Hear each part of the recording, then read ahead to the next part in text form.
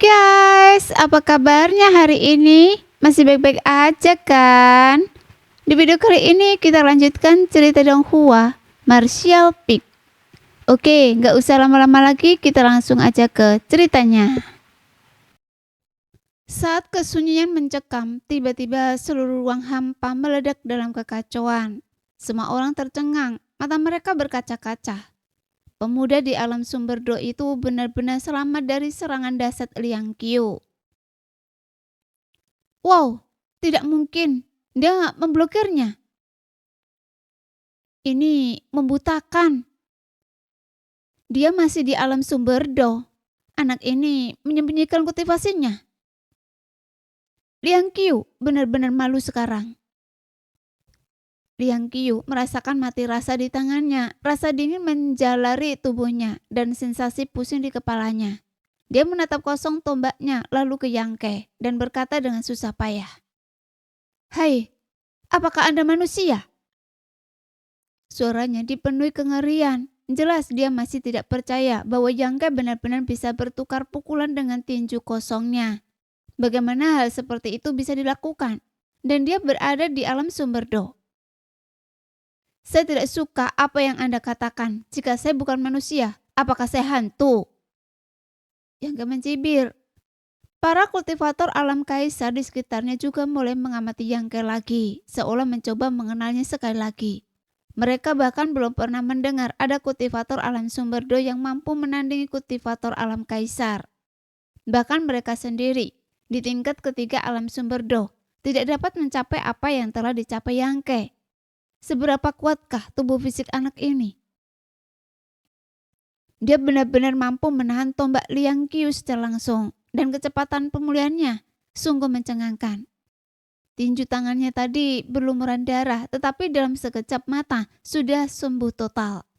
Terlebih lagi darah yang mengalir dari anak ini bukan merah, melainkan berwarna emas pucat, mengandung vitalitas dan fluktuasi energi darah yang tak terbayangkan. Tatapan Yoshi sedikit bergetar. Sebagai putra seorang kaisar agung, dia selalu menganggap dirinya superior. Dia bisa mengabaikan rekan-rekannya karena dalam hal bakat, kekuatan dan latar belakang, tidak ada seorang pun di dunia yang dapat melampauinya.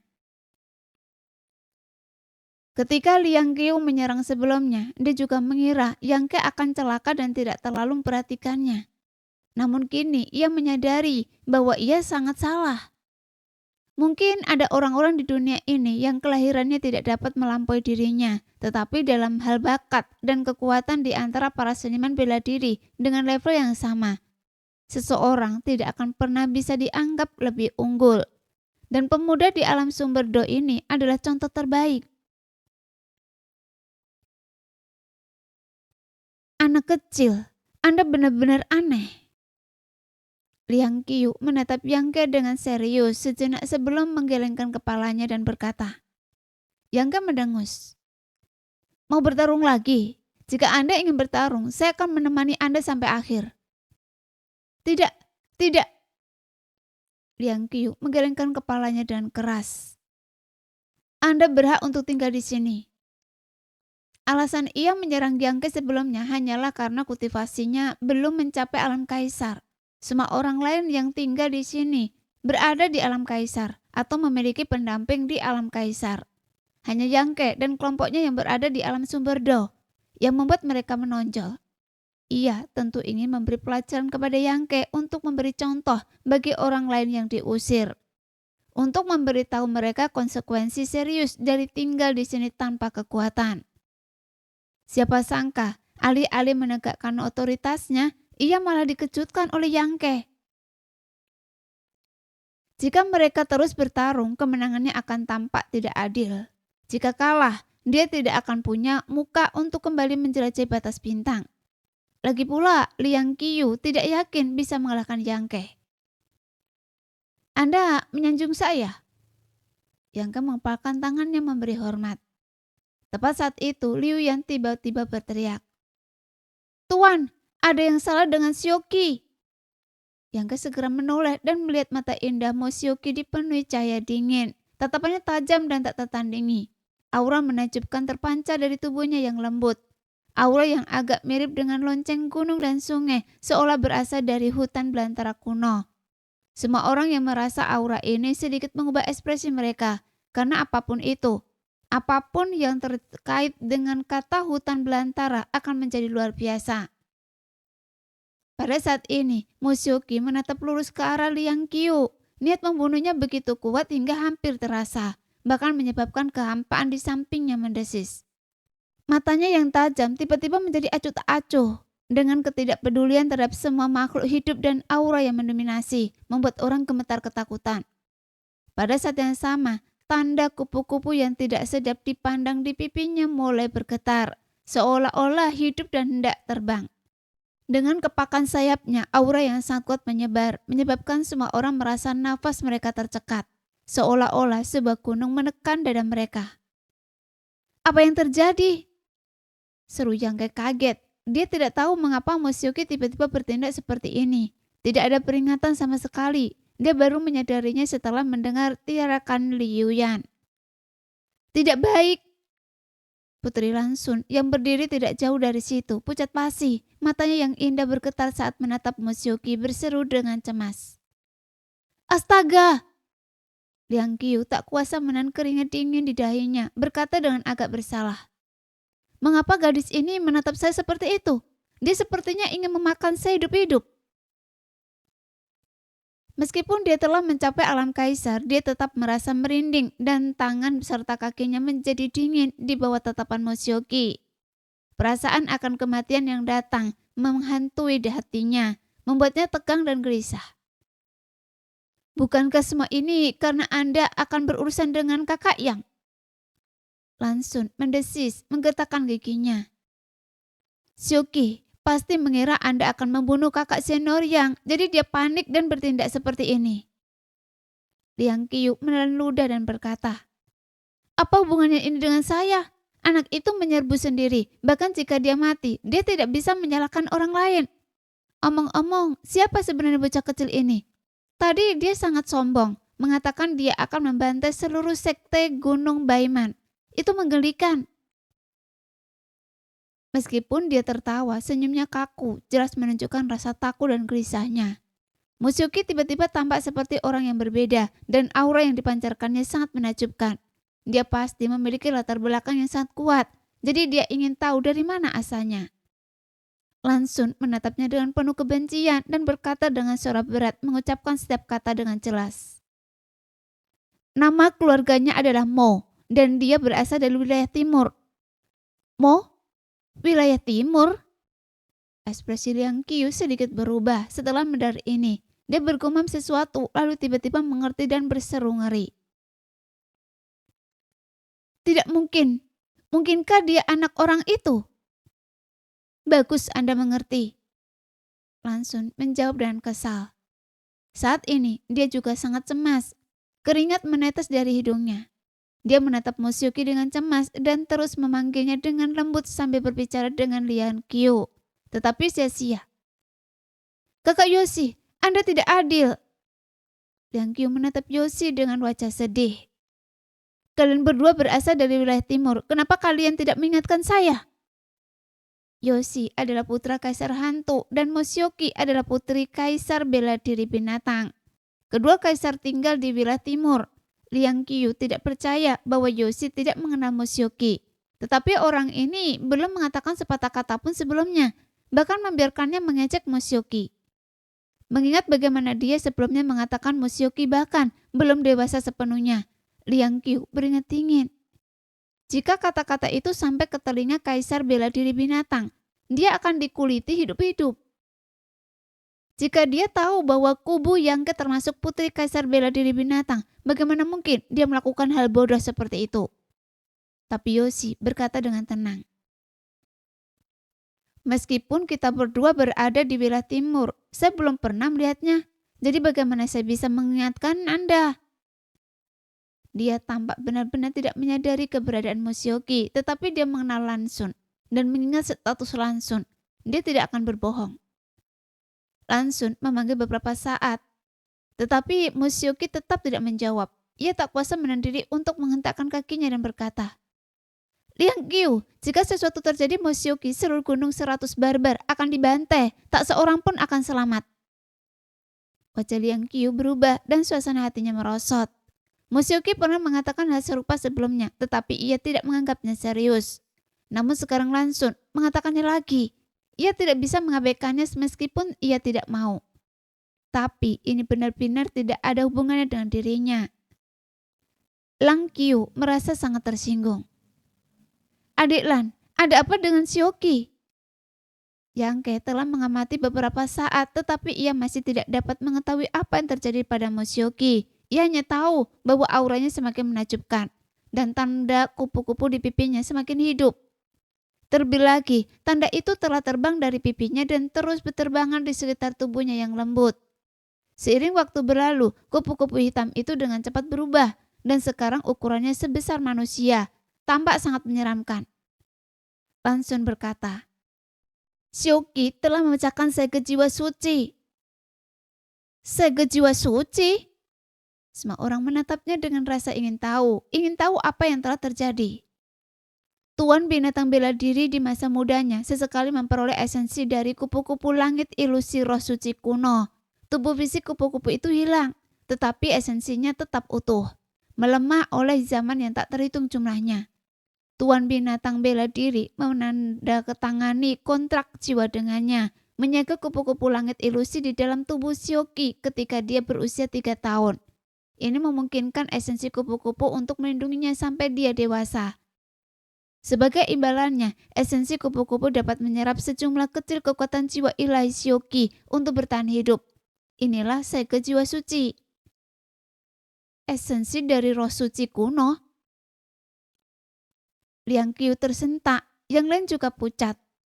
Roh suci kuno selalu hanya legenda.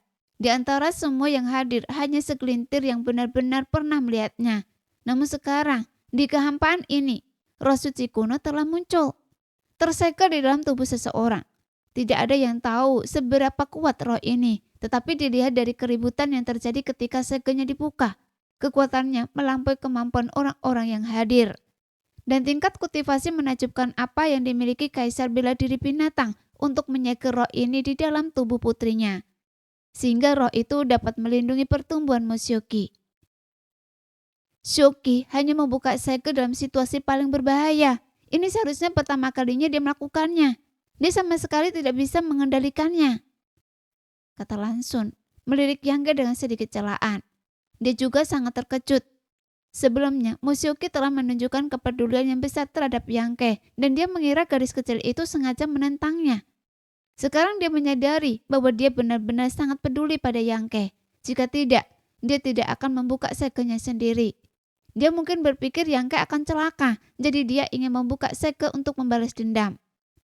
Namun yang mengejutkannya, Yang Ke tidak terluka. Sementara dia sendiri kehilangan kesadaran dan tubuhnya dikendalikan oleh roh kupu-kupu langit ilusi. Apa yang begitu kuat dari kupu-kupu langit ilusi ini? Bisakah kita bergabung untuk menekannya? Liang Qiu bertanya dengan gugup sambil menyeka keringatnya. Langsung mencibir. Di antara roh suci kuno, kekuatan serangan kupu-kupu langit ilusi adalah yang terlemah, bahkan tidak sebanding dengan binatang iblis tingkat 10 biasa. Benarkah? Liang Qiu sangat gembira mendengar ini. Jika bahkan tidak bisa dibandingkan dengan binatang iblis tingkat 10 biasa, lalu apa yang ditakuti? Dengan begitu banyak tokoh kuat yang hadir, siapapun dari mereka dapat dengan mudah menekannya. Lan Xun melanjutkan. Tapi, ia secara alami mahir dalam sihir ilusi. Ketika muncul dalam bentuk lengkapnya, ia dapat membalikkan dunia dan membalikkan tatanan langit dan bumi. Bahkan seorang kaisar agung akan kesulitan untuk bertahan melawan sihir ilusinya. Lagi pula, roh suci kuno mana yang mudah dihadapi? Lang Qiu berkata dengan wajah muram. Saya rasa saya harus melarikan diri. Gadis kecil ini terus menatap saya, membuat saya merasa tidak nyaman. Melarikan diri? Lan Xun menatapnya dingin. Kemana Anda akan lari? Sioki sudah mengincar Anda, bahkan jika Anda lari sampai ke ujung dunia, Anda tetap akan mati. Haruskah saya menunggu mati daripada melarikan diri? Liang Qiu berkata dengan marah. Langsung berkata, jika Anda tidak melarikan diri, hanya Anda yang akan mati. Tapi jika Anda melarikan diri, semua orang di sini akan menderita terlebih dahulu. Ekspresi semua orang berubah setelah mendengar ini. Xiaosheng berseru, Putri Lansun, apakah ini benar?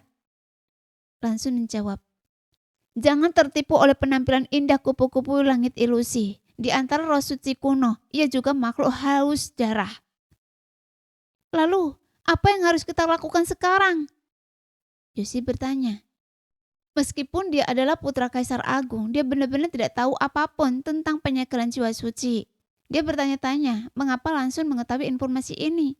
Lansun terdiam sejenak, lalu berkata, ada cara yang mungkin dapat menstabilkan situasinya. Sambil berbicara, dia mengalihkan pandangan matanya yang indah ke Liang Qiu. Liang Qiu merutkan kening dan berkata, kenapa Anda menatap saya? Meskipun kondisinya saat ini agak berhubungan dengan saya, itu tidak terlalu banyak kan?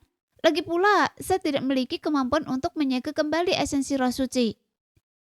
Langsung tersenyum tipis, dia berkata, Anda tidak perlu menyegelnya. Shoki hanya ingin Anda mati. Jika Anda mati, mungkin emosinya akan tenang dengan sendirinya. Ingin saya mati? Liang Qiu ngeri dan mundur beberapa langkah, menatap Lansun dan berkata, Anda benar-benar ingin saya mati? Hak apa yang Anda miliki untuk menginginkan saya mati? Lansun mendengus. Ini satu-satunya cara yang bisa saya pikirkan. Liang Qiu dengan marah berkata, Sengat tawon, taring ular, keduanya tidak beracun, tetapi yang paling beracun adalah hati seorang wanita. Saran Lansun tidak dapat diterimanya. Dia akhirnya naik ke alam kaisar di laut bintang yang hancur ini. Bagaimana mungkin dia mati semudah itu? Jaga ucapan Anda, bocah. Xiao Chen berteriak tegas. Sang putri memberi Anda kehormatan dengan membiarkan Anda mati. Jangan tidak tahu berterima kasih. Liang Qiu mencibir. Jika dia ingin saya mati, maukah Anda mati atau tidak? Xiao Chen berkata, sang putri selalu bijaksana dan berpendidikan. Dia tidak akan meminta hal seperti itu pada saya. Pengecut yang menghindari masalah penting. Apa hak Anda menunjuk jari pada saya? Liang Qiu tersenyum menghina. Xiao Chen sangat marah. Dia mengacungkan pedang panjangnya dan menunjuk ke arah Liang Qiu, berkata, hari ini Anda akan mati, mau atau tidak. Itu bukan urusan Anda. Liang Qiu hendak mengatakan sesuatu lagi ketika Yoshi tiba-tiba bergerak dan berdiri di depannya. Dia berkata dengan tenang, Saudara Liang adalah teman saya. Siapapun yang menginginkan hidupnya harus melewati saya terlebih dahulu. Liang Qiu yang berdiri di belakangnya tampak terkejut bahwa Yoshi akan membela dirinya pada saat ini. Merasa hatinya hangat, ia berbisik. Terima kasih kakak Yoshi. Tapi ngomong-ngomong, masalah ini agak berhubungan dengan saya. Sebaiknya saya pergi. Akan lebih baik jika saya bisa membujuk gadis ini pergi. Jika tidak, kalian semua harus berhati-hati. Yoshi berkata, meskipun ada hubungannya dengan Anda, ini lebih berkaitan dengan anak bernama Yang itu. Liang Qiu terkejut dan berkata, benar, gadis ini seperti ini sepenuhnya karena anak itu. Sambil berbicara, dia berteriak marah pada Yang Ke. Anak ini? Tidak bisakah Anda diam saja? Yang Ke mencemooh. Kapan saya pernah diam saja? Liang Qiu berkata, karena gadis ini sangat menghargai Anda, bahkan sampai memecahkan segel jiwa suci untuk Anda. Mengapa Anda tidak pergi dan menghiburnya? Mungkin Anda bisa membantunya sadar kembali. Liang Qiu hanya mengatakan begitu saja, tetapi Yang Ke menanggapinya dengan serius. Ekspresinya berubah dan ia menatap Lansun. Adik Lan, apakah metode bisa digunakan? Lansun sedikit merutkan kening dan berkata, saya tidak tahu, mungkin kita bisa mencoba, tapi kita harus cepat. Segelnya hampir sepenuhnya rusak. Yang Ke mengangguk tanpa ragu dan terbang menuju Musyoki. Di kehampaan banyak mata mengawasi Yang Ke dengan cemas. Percakapan di antara kerumunan itu secara alami sampai ke telinga para pendekar alam sumber Do. Meskipun sebagian besar dari mereka tidak mengerti apa yang telah terjadi. Tampaknya cukup serius. Sekarang, Yangke mengambil inisiatif untuk mendekati Musioki dan mencari solusi. Itu secara alami menarik perhatian semua orang. Saat Yangke mendekat, dia dengan lembut memanggil Musioki, tetapi tidak menerima respons setelah beberapa kali memanggil. Dia segera menyadari bahwa Musioki benar-benar kehilangan kesadaran. Dia hanya bisa dengan hati-hati melepaskan indera ilahiynya, berharap untuk menarik perhatian kesadaran fisik Musioki. Segera, Yangke tidak jauh dari Musioki dan mengulurkan tangan untuk menyentuhnya. Di kehampaan semuanya hening. Semua orang menahan nafas. Hanya terdengar suara detak jantung mereka yang naik dan turun. Setiap pasang mata tertuju pada gerakan Yangke, tidak ingin melewatkan satu detail pun. Tepat ketika tangan Yangke hendak menyentuh Musioki, tubuhnya yang lembut tiba-tiba bergetar. Kupu-kupu langit ilusi yang berputar di sekelilingnya melebarkan sayapnya dan kekuatan tak terlihat langsung menyebar. Yangke membeku di tempat, matanya berkaca-kaca. Sial. Hati Lansun mencekam. Ia dapat melihat sekilas bahwa Yangke telah jatuh ke dalam ilusi, sepenuhnya tenggelam di dalamnya. Tidak berguna. Apakah saya masih harus melarikan diri? Liang Qiu meraung marah, wajahnya penuh kekecewaan. Saat itu mata Yangke tak bernyawa tiba-tiba berkedut. Ia membuka mulutnya, membutuhkan darah sambil mundur dengan cepat, menciptakan jarak lebih dari 100 kaki antara dirinya dan Musioki. Ketika ia kembali berdiri, wajahnya pucat pasi dan pakaiannya basah kuyup oleh keringat. Sangat kuat. Yangke memandang Musioki dengan rasa takut yang masih membekas. Ia tidak merasakan apapun sebelumnya, tetapi pemandangan di hadapannya tiba-tiba berubah. Dan seluruh dunia ini hanya dipenuhi oleh kupu-kupu raksasa yang berterbangan, benar-benar memikatnya. Dia tahu itu adalah ilusi kupu-kupu surgawi ilusi, tetapi dia tidak bisa menghindarinya. Jika bukan karena teror penghangat yang bertindak pada saat kritis, memberinya secerah kejelasan, dia pasti akan menemui akhir yang mengerikan. Kekuatan jiwa ilahinya sangat kuat, bahkan melampaui kultivator alam kaisar biasa. Namun bahkan dia pun tidak dapat melawan ilusi kupu-kupu surgawi ilusi. Jadi tidak seorang pun yang hadir dapat melawannya. Dan tampaknya segel Musioki belum sepenuhnya hancur. Jika sudah, tempat ini pasti akan dilanda pembantaian. Jika semua elit dari 4 domain alam bintang binasa di sini, seluruh alam bintang tidak akan dapat memulihkan vitalitasnya setidaknya selama 500 tahun. Adik Lan, apakah tidak ada cara lain untuk menyegelnya? Yangke bertanya kepada Lansun segera setelah mengatur nafasnya. Lansun menggelengkan kepalanya, perlahan dengan ekspresi putus asa di wajahnya. Ayo lari, hidup kalian berada di tangan takdir, kekayaan dan status kalian ditentukan oleh surga. Kata Liang Qiu dengan wajah muram. Dari semua yang hadir, dialah yang paling ingin melarikan diri. Lagi pula, Musioki telah mengawasinya sepanjang waktu. Yang lain pun tidak punya pilihan lain. Mendengar ini, ekspresi mereka berubah serius dan mereka diam-diam mengaktifkan energi sumber mereka, siap melarikan diri kapan saja. Tepat saat itu, sebuah suara tiba-tiba terdengar dari jauh. Jika kalian tidak keberatan, bagaimana kalau saya mencoba? Kata-kata ini langsung menarik perhatian semua orang. Ketika mereka melihat siapa yang berbicara, semua orang tidak bisa menahan diri untuk menunjukkan ekspresi aneh.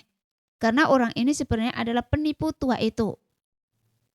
Dari semua yang hadir, selain Yangke dan Musioki yang telah berurusan dengan penipu tua ini beberapa kali, semua orang melihatnya untuk pertama kalinya.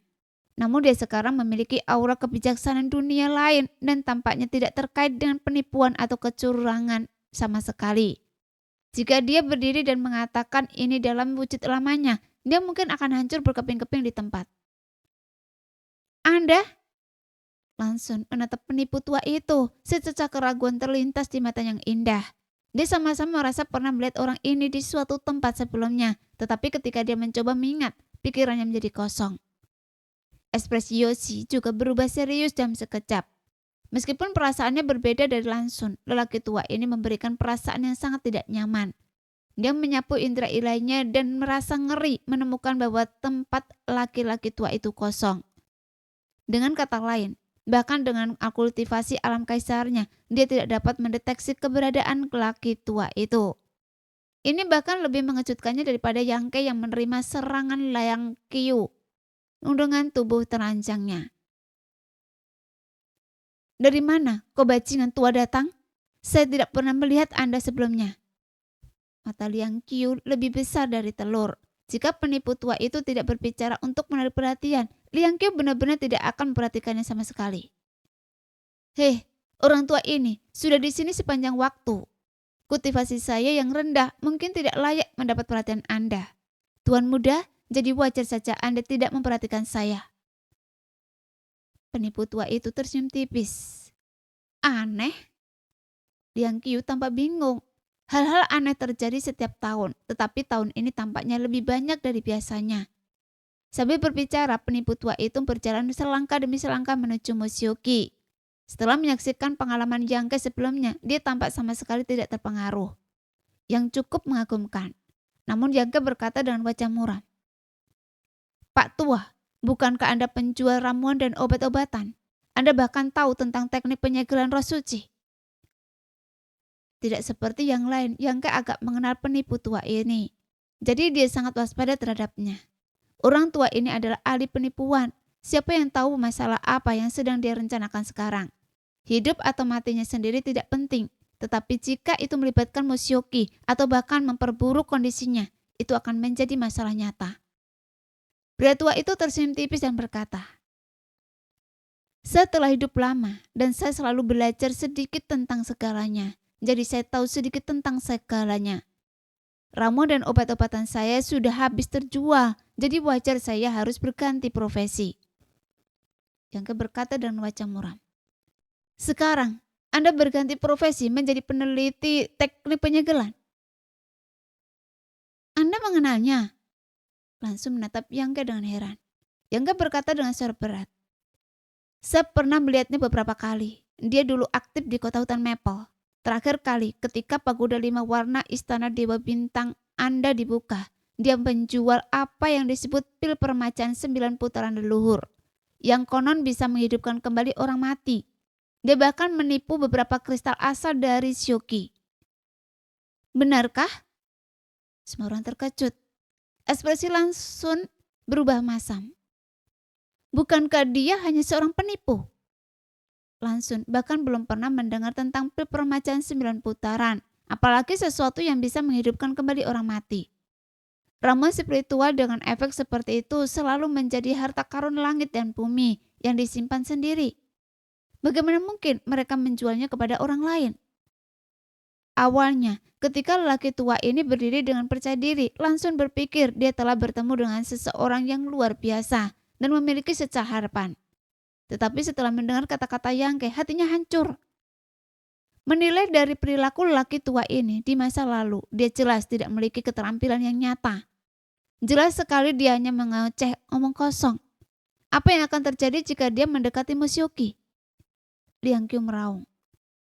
Dasar bajingan tua, minggir dari jalan saya. Dia merasa sedikit bertanggung jawab atas kondisi Musyoki saat ini, meskipun tidak terlalu besar. Tetapi jika sesuatu terjadi pada Musyoki, Kaisar Bela Diri Bintang belum tentu akan mendengarkan penjelasannya. Jadi melihat penipu tua itu di dekat Musyoki, dia dengan cepat melepaskan serangan tombak. Mencoba memaksa lelaki tua itu mundur dan mencegahnya memperburuk kondisi Musyoki.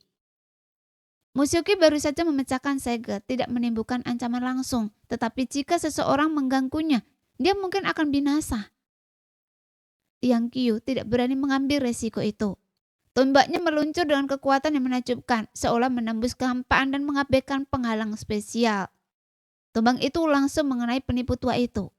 Namun meskipun serangan tombak Liang Qiu mengesankan, serangan itu tidak mengandung niat membunuh. Dia tidak bermaksud membunuh penipu tua itu, dia hanya ingin memaksanya mundur. Menghadapi serangan dari seorang ahli alam kaisar, si penipu tua tetap tenang, seolah tidak menyadari bahaya yang akan datang. Matanya yang menyipit berkiluan dengan cahaya tajam saat ia menatap Musyoki dengan seksama. Hanya ketika niat tombak itu mengenai sasaran, ia melambaikan tangannya dengan ringan, seolah dengan santai mengusir nyamuk. Ekspresinya rileks dan gerakannya tanpa usaha. Sebuah pemandangan menakjubkan terungkap. Dengan lambian tangan si penipu tua, cahaya tombak yang menakutkan itu langsung lenyap. Dan fluktuasi kekuatan dasar yang dihasilkan oleh teknik tombak itu mereda dalam sekejap. Seolah-olah Liang Qiu menyerang bukan seorang lelaki tua di tingkat ketiga alam sumber Do, tetapi seorang ahli alam kaisar tingkat ketiga. Setiap gerakan si penipu tua memancarkan aura seorang master, membuatnya tampak tak terduga. Kontras visual yang mencolok itu membuat semua orang terkejut. Mata mereka melebar karena tak percaya, benar-benar terpukul. Liang Qiu khususnya tidak percaya dengan apa yang dilihatnya. Setelah beberapa saat terdiam karena terkejut, ia menggosok kelopak matanya dengan kuat, mencoba melihat lebih jelas. Namun lelaki tua itu berdiri di sana tanpa terluka, bahkan pakaiannya pun tidak kusut. "Apa-apaan ini?" seru Liang Qiu kaget.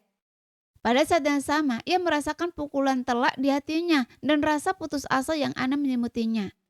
Sebelumnya, dengan mengandalkan kultivasi alam kaisarnya, ia mencoba memberi pelajaran kepada Yang Ke, hanya untuk menetralisir oleh satu pukulan dari Yang Ke. Sekarang, ia ingin memaksa lelaki tua itu mundur, tetapi lelaki tua itu dengan santai menghilangkan aura tombaknya. Jika hal itu tidak terjadi padanya, Liang Qiu tidak akan pernah percaya hal seperti itu ada. Akhir-akhir ini, apakah para pendekar alam sumber Do semuanya begitu sombong dan angkuh?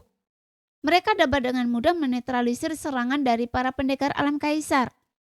Jika demikian, lalu mengapa orang-orang mempertaruhkan nyawa mereka untuk maju ke alam kaisar? Mereka mungkin lebih baik tetap terjebak di alam sumber Do selamanya.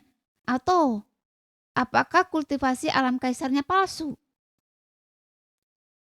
Dalam sekejap, pikiran yang tak terhitung jumlahnya melintas di benak Liang Qiu. Semua kegembiraan dan semangat tinggi yang ia rasakan ketika menembus alam kaisar lenyap. Wajahnya pucat pasi. Yang Ke juga terkejut. Meskipun dia telah menahan serangan Liang Qiu, kekuatan Liang Qiu tidak dapat disangkal.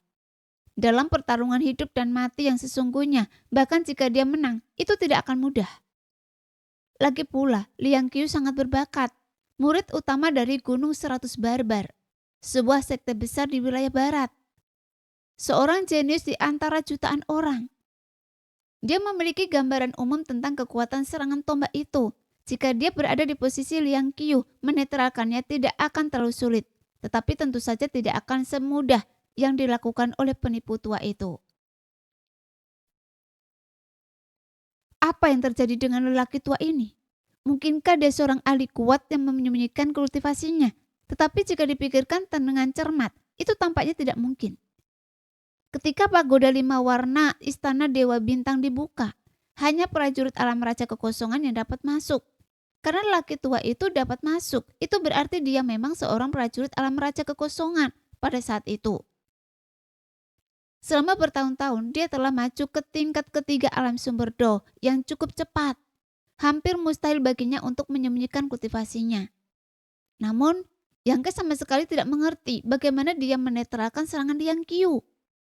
Bukan hanya Yang Ke yang tidak mengerti, tetapi semua orang yang hadir juga tidak mengerti. Adegan mengejutkan itu membuat semua orang terdiam. Namun setelah kejadian ini, tidak ada yang berani meremehkan penipu tua itu lagi.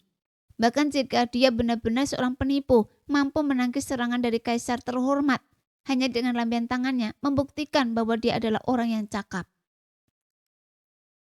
Anak muda, jangan terlalu impulsif. Saya sudah tua dan lemah dan energi saya tidak sekuat milik Anda. Jadi saya tidak bisa menahan masalah lebih banyak lagi. Kata lelaki tua itu dengan ringan setelah menangkis serangan Liang Qiu. Liang Qiu terdiam, merasa bahwa kata-kata itu mengejek ketidakmampuannya. Senior, Lansun menatap lelaki tua itu dan berseru dengan suara gemetar. Apakah Anda benar-benar punya cara untuk menyelesaikan masalah Sioqi? Setelah menyaksikan keterampilan luar biasa penipu tua itu, Lansun mendapatkan kembali kepercayaannya. Di dunia ini selalu ada beberapa orang luar biasa yang hidup menyendiri, tampak biasa saja di masa-masa normal, tetapi bersinar dengan kecemerlangan yang menakjubkan ketika dibutuhkan. Mungkin penipu tua yang disebutkan Yang Ke adalah orang luar biasa seperti itu.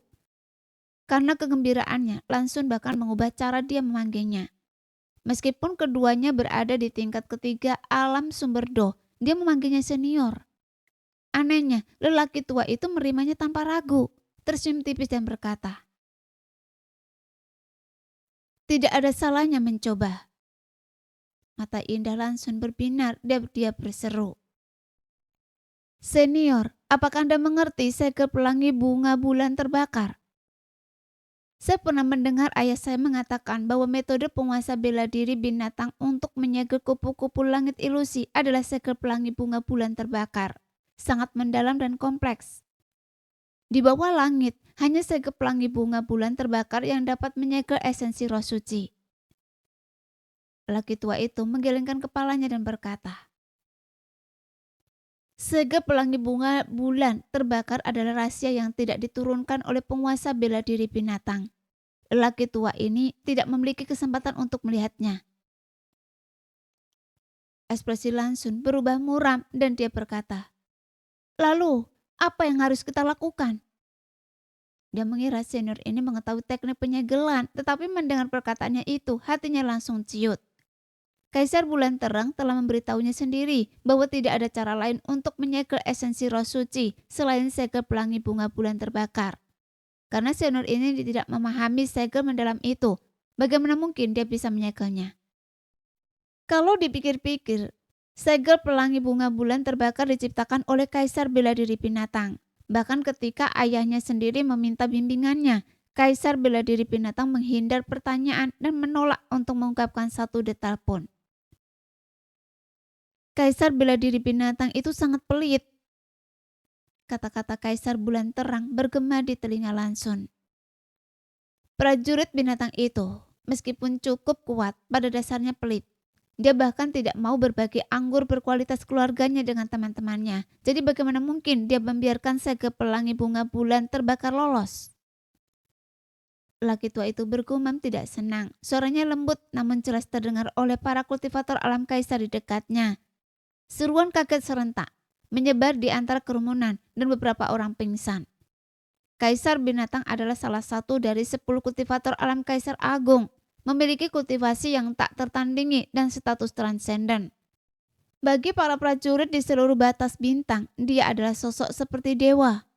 Menyebut namanya membangkitkan rasa hormat dan pemujaan dari semua orang. Dia praktis merupakan simbol kekuatan bela diri tertinggi di batas bintang. Namun di mulut lelaki tua ini, dia digambarkan sebagai orang pelit. Ini terlalu tidak sopan bagi seorang kaisar. Lansun, bagaimanapun memiliki ekspresi aneh, karena kata-kata ini persis sama dengan apa yang dikatakan ayahnya. Pria tua itu sepertinya menyadari bahwa apa yang baru saja dikatakannya agak terlalu mengejutkan, dan dengan cepat mengganti topik pembicaraan. Orang tua ini tidak memiliki kemampuan untuk menyegel kembali esensi roh suci. Hah? Wajah Yangke memerah mendengar ini dan dia dengan marah berkata, jika Anda tidak memiliki kemampuan, mengapa Anda bertindak begitu percaya diri? Bukankah Anda mempermainkan perasaan saya? Pria tua itu menyeringai dan berkata, meskipun orang tua ini tidak memiliki kemampuan itu, ada seseorang yang bisa. Siapa? Yangke menurutkan kening, tiba-tiba melirik sekeliling dan pandangannya akhirnya tertuju pada Yoshi. Jika ada orang di sini yang bisa menyegel kembali esensi roh suci, itu hanya 2 anak kaisar agung yang memiliki identitas yang sama dengan Mushoki. Lansun tentu tidak bisa melakukannya, dan dia tidak tahu apakah Yoshi memiliki kemampuan itu. Melihat Yangke menatapnya, Yoshi berkata dengan acuh tak acuh, membunuh adalah keahlian saya, menyelamatkan bukan. Mau mencoba? Yangke menatapnya tajam sebelum berbalik ke arah laki tua itu berkata, jangan ragu-ragu, cepat cari orang itu untuk membantu. Laki tua itu terkekeh. Anak muda memang selalu tidak sabar. Jangan khawatir, segel ini masih utuh. Sedikit waktu untuk benar-benar hancur.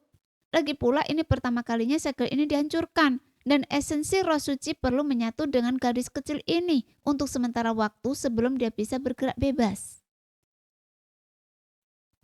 Melihat ekspresi Yangke yang semakin muram, lelaki tua itu akhirnya berhenti mengomel.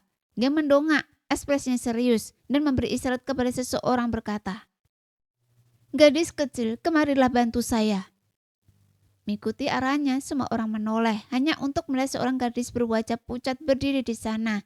Energi sumbernya berfluktuasi liar, tampaknya dalam kesulitan. Zhang Roshi? Yangke menoleh dengan heran, ekspresinya sangat aneh. Dia tidak pernah menyangka bahwa orang yang dibicarakan lelaki tua itu adalah Zhang Roshi. Meskipun begitu, sejak kejadian aneh Musyoki, kondisi Zhang Roshi juga tampak agak tidak normal. Namun karena sifat penting dari sekte jiwa suci, Yang Ke tidak punya waktu untuk memeriksa situasi Zhang Roshi dengan seksama. Dia diam-diam menginstruksi Liu Yan untuk menjaganya dengan baik dan segera memberitahunya jika ada sesuatu yang tampak tidak beres. Tapi saat ini, lelaki tua itu jelas-jelas melambaikan tangan ke arah Zhang Roshi, ingin dia datang dan membantu. Jadi apa maksud lelaki tua ini? Yang Ke benar-benar bingung.